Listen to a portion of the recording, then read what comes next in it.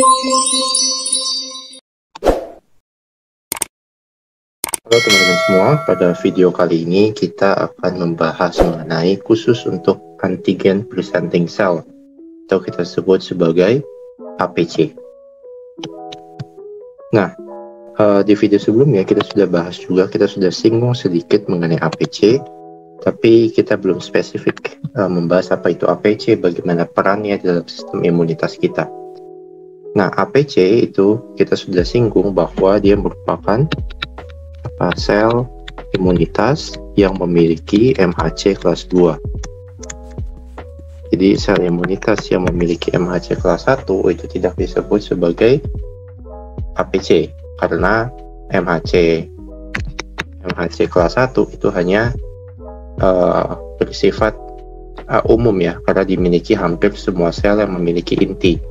Sedangkan untuk MHC tipe 2 itu hanya dimiliki oleh sel-sel khusus seperti makrofag, ada sel B dan juga sel dendritik.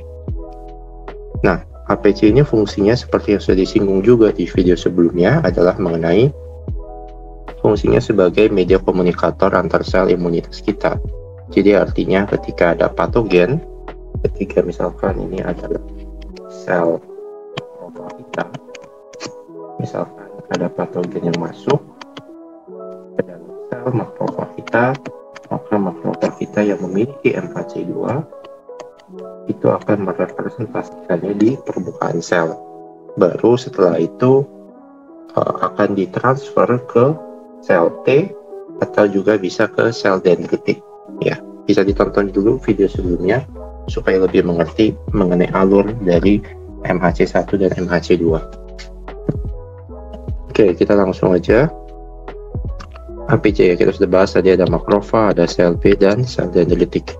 Oke, kita akan bahas satu-satu. Yang pertama adalah makrofag.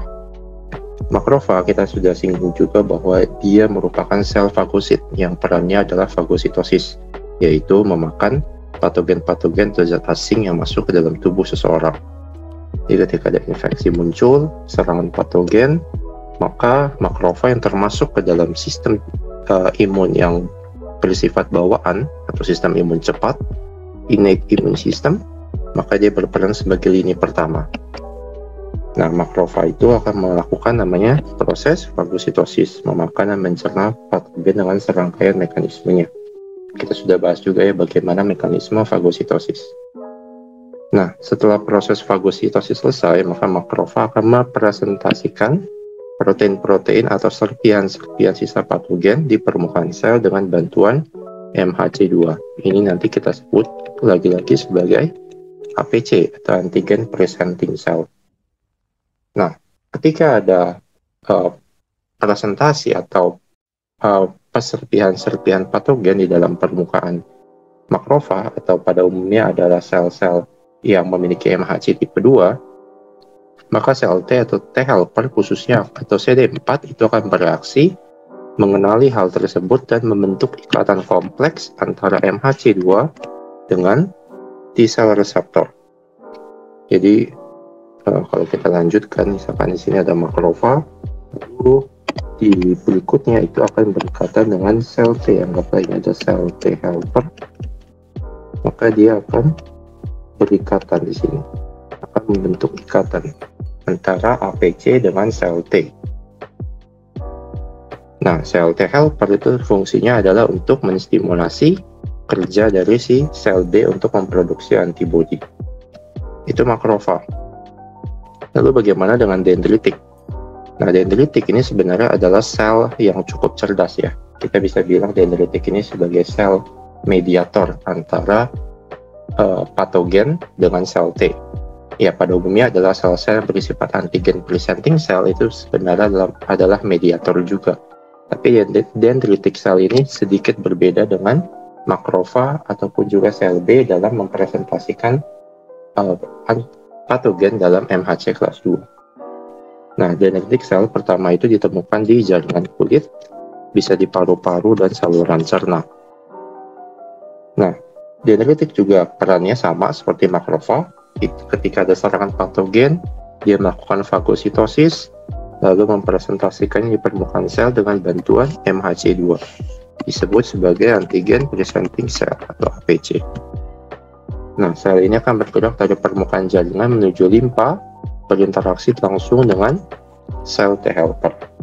Nah, lalu apa bedanya dengan makrofag kalau begitu? Oke, kita bisa lihat di sini. Hubungan antara makrofag dengan sel T helper itu ternyata harus membutuhkan bantuan suatu senyawa, kita sebut dengan interleukin 1. Interleukin ini kita sebut sebagai sitokin. Oke, ini adalah mediator kimia yang digunakan sel imun untuk berkomunikasi. Nah, sedangkan kalau sel dendritik, jadi kalau kita gambar di sebelahnya ya, misalkan ini sel T juga memiliki, ini adalah TCR ya, T cell receptor. Lalu misalkan di sini ada sel dendritik, kita lambangkan D, punya juga MHC kelas 2. Lalu di sini ada patogennya, misalkan seperti ini.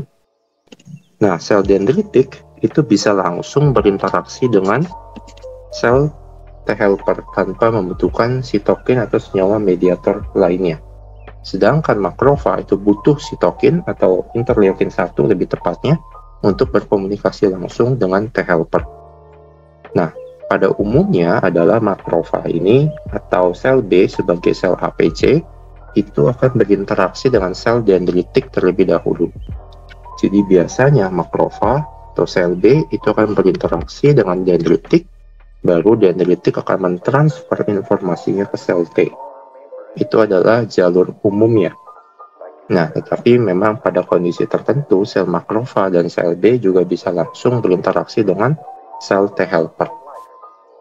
Jadi di situ ada sedikit keuntungan atau kelebihan dari sel dendritik yang mampu berkomunikasi langsung dengan sel T helper tanpa membutuhkan mediator kimia. Oke, lalu berikutnya kita lanjut ke sel B limfosit. Itu berperan apa? Dalam imunitas humoral, adaptif humoral. Jadi ketika ada patogen di pembuluh darah, dia juga melakukan fagositosis, lalu merepresentasikannya sebagai serpihan-serpihan dengan bantuan MHC2. Kita sebut sebagai APC.